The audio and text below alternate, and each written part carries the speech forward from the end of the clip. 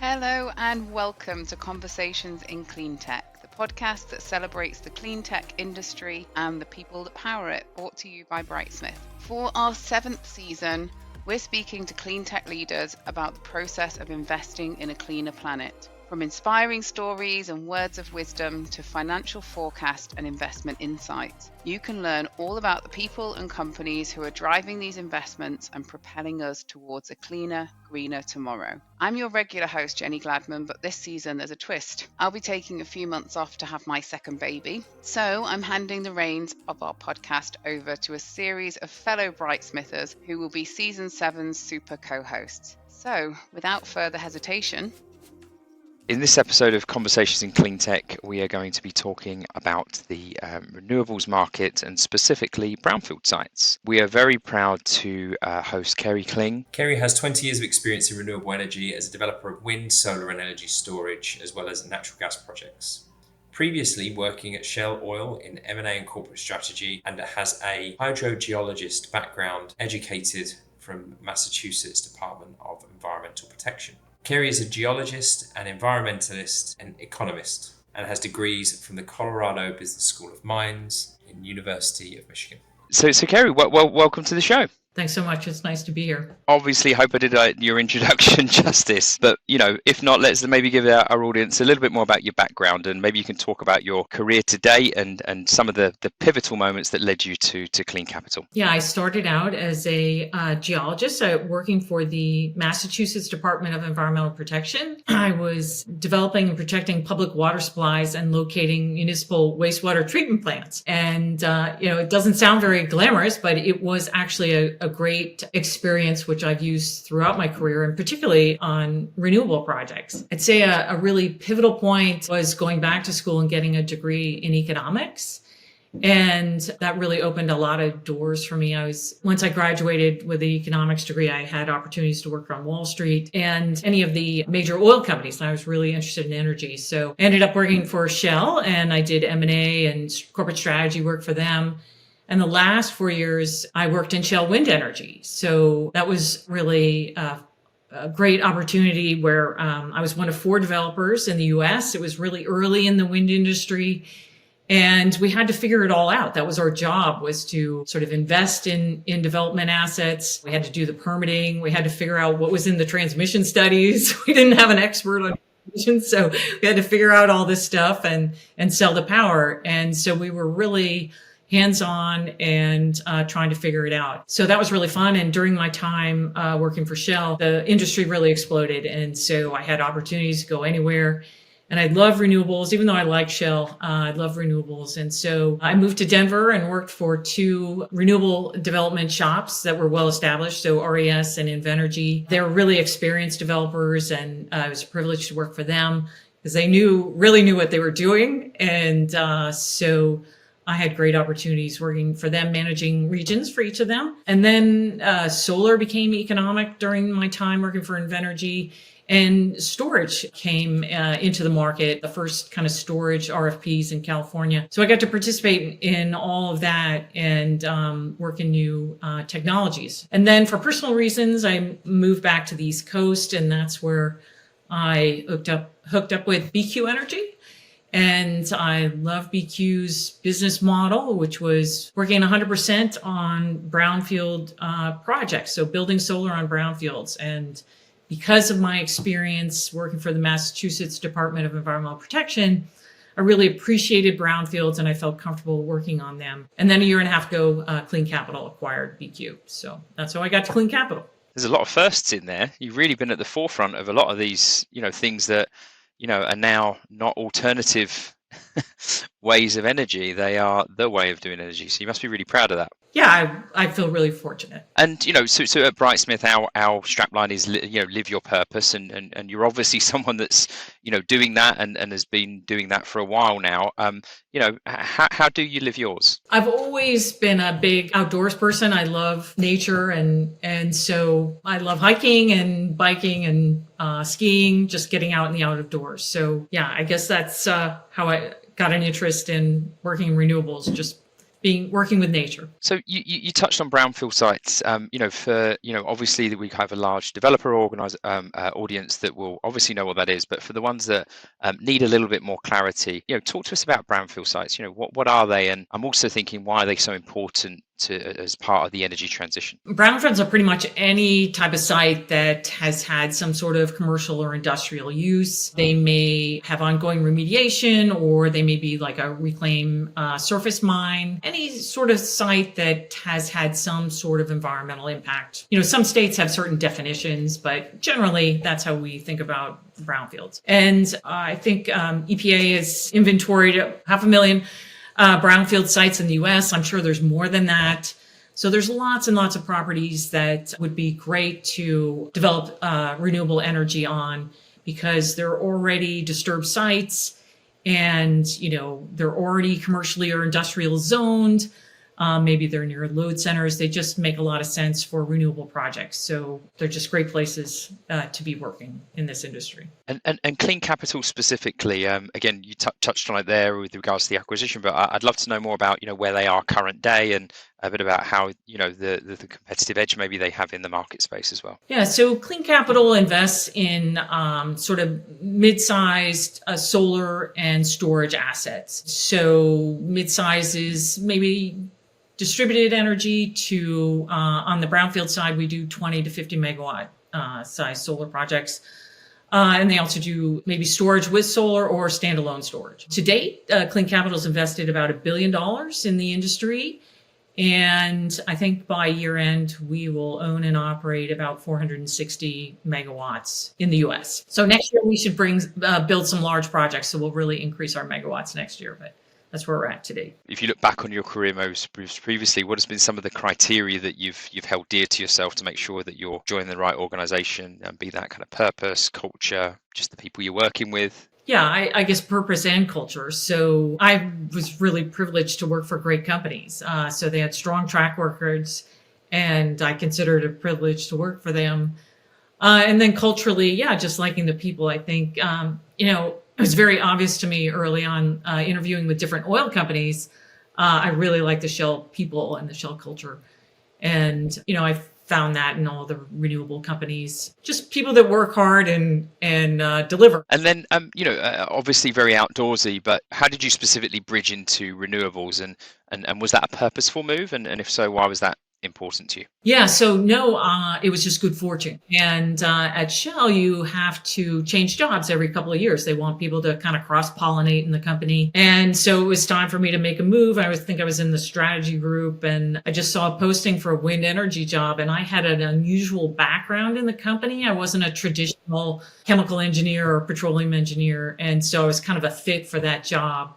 And like I said, there were only 4 of us, and so I was really lucky to get it. So look, you're obviously part of a very niche part of the sector, and the main topic we're looking at here and digging into is investment. So talk to us about investment in brownfield sites, and I appreciate that's quite a large, wide question, but I'm curious about any kind of tailwinds, headwinds that you're seeing in the space, or maybe even any difficulties or challenges you have when it comes to specific project financing. Yeah, so generally we're seeing a lot of investment in brownfields, and our investors are bullish on brownfields. So we're going to continue to invest in brownfields. The IRA, the Inflation Reduction Act, really created a tax incentive to work in brownfields, and that brought a lot of people into the industry, but it also made it, more common to invest in brownfields. So that's kind of on the high level. On a kind of project specific level, investing in brownfields makes a lot of sense just because they are already zoned commercially or industrially. So you don't have to change zoning. Changing zoning is very unpopular. You don't get as much opposition because of that. They're in the right places that are already industrially zoned, or like, they're not next to residential neighborhoods. So you don't get the opposition.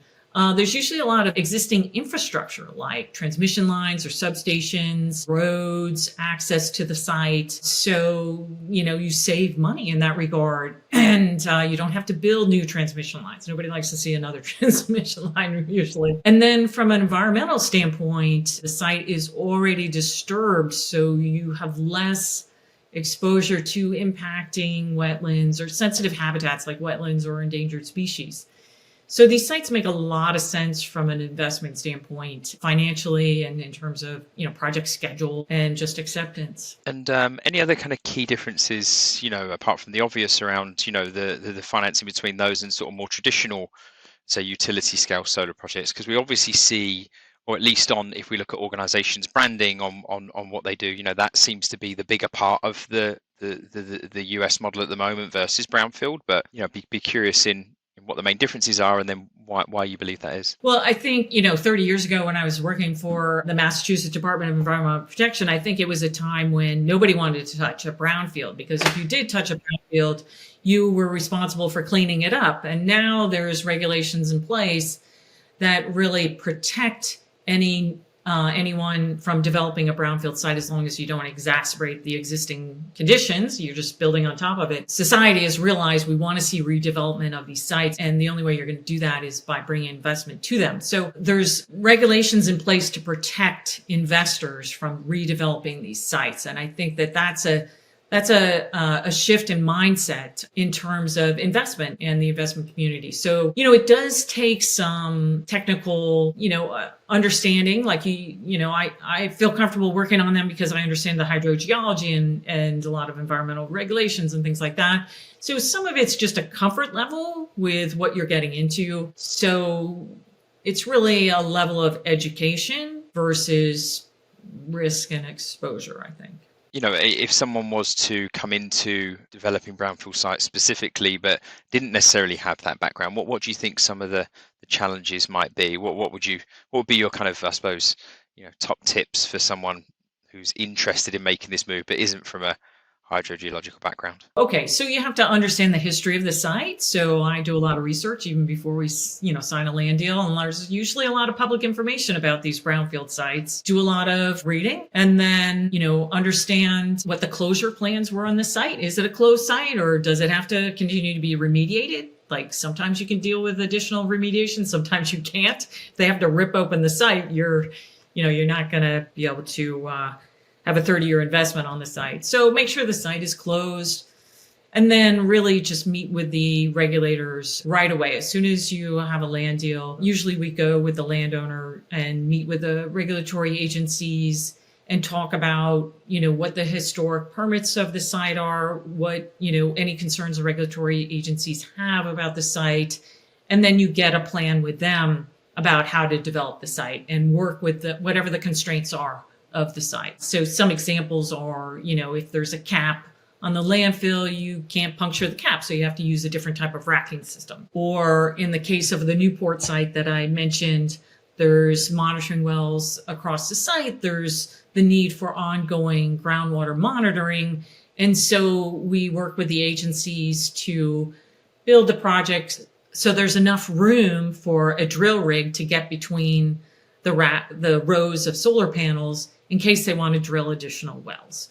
And so, we came to agreement on things like that. So everyone was happy. And, usually people the environmental regulators want to see these sites redeveloped. So they'll work with you and try and make it happen. And you're actually acquiring the site in its entirety? No, we don't buy the sites. We work with the landowner and the regulators to develop the site, and we get a long-term lease. So we have a 30 or 40-year lease. And is that something that you believe we'd see more of, people sort of acquiring brownfield sites outright?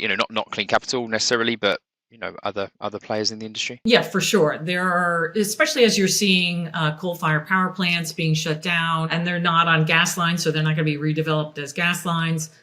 So there's players that are out there acquiring those types of assets from big utilities, and then, figuring out, what's the best use of that. So maybe they put, part solar and something else on the property. So yeah, there's definitely people out there acquiring brownfields with the intent of redeveloping for renewables or other purposes. And look, this has been really an interesting glimpse into brownfield sites. Zooming out, looking at the future of the renewable sector generally in the US, and then bringing that back to brownfield sites. What's your view of the financial outlook of the renewable sector, and what do you perceive if you look into your crystal ball? Yeah, so I think there's strong incentives to get to net zero, right? And we're going to get there by building new renewables. So I think the outlook for renewables is very strong. And in the last couple of years, we've seen interest rates rise. That has impacted the renewable industry because it's so capital intensive. So that slowed things down a little bit. But I think as interest rates moderate, we'll see an acceleration of development of renewable projects again. And the long-term outlook is bullish. We need these projects. Obviously, investors are still very bullish on renewables, but I with the people we talk to, the money is a little bit more competitive now. Maybe how have you seen, or what's your viewpoint on how sort of the specifically investors are looking at the landscape? So from our perspective, from what I understand, so we have $500 million from Manulife to invest in projects, and they like our investments, so they continue to fund us. I'm not sure. I haven't experienced this resistance. I was talking to a couple of CFOs the other day, and they were just saying that the turnaround to profitability appetite is somewhat more than what it was in the Cleantech space, 4 or 5 years ago. So it's something that they have a little bit more front of mind. But he was a CFO, and they're obviously a little bit more, of a buzzkill sometimes. That's the impact of the interest rates. That really, because these property projects are so capital intensive, the interest rates really impact them because you have to borrow, tens and hundreds of millions of dollars to build these projects. So interest rates really impact them, and by as much as 30%. So really significant. But the long-term outlook is that, interest rates will moderate and we'll continue to see more investment. And just to close, any parts, of the sector specifically that, you've also, see as super interesting for you, outside of brownfield sites, be that wind, solar, or any other areas of the space? So I really like the mix. I love to see people going after solving the whole problem in, whether it's in the electricity sector or mobility sector. All these different areas are really exciting. They're new industries to get excited about and involved in. So I like the mix. And I guess one thing that's really top of mind for me in terms of looking at renewables is the need for resources to build them. So we're really transforming our power sources, and that takes a lot of resources to do. And so, we need more copper mines, we need more critical minerals, we need more concrete. And so where are all those things going to come from? And so it's not so much being excited about them, it's really like, these are really important problems to be solving. And how are we going to do that in a sustainable way? We need to get there. And so, working on those problems are really important. And that's what I'm watching. So there's a few more firsts for you yet. There's a few other ones around the corner. Well, I just want to watch other people doing it. Okay. You're done. You've done your bit. Carey, thank you very much for joining. I really appreciate it. This has been a great glimpse into brownfields, and I'm sure anyone that wants to know more, I'm sure you wouldn't mind them reaching out to you on LinkedIn or watching some of your speaking events. But thank you very much for joining.